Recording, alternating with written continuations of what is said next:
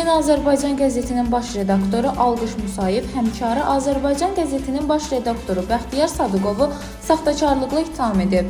Bölgə TV xəbər verir ki, o sosial şəbəkədə paylaşdığı açıqlamada Azərbaycan qəzeti redaksiyanın ümumi lider Heydər Əliyevin fotosunu dəyişdirdiyini iddia edib.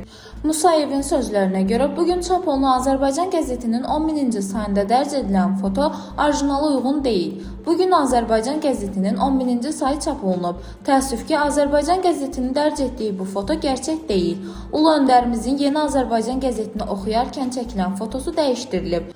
Bu barədə dəfələrlə deyilib, yazılıb, amma bu saxtakarlıq dönə-dönə tirajlanır. Fotoda hər şey aydın görünür.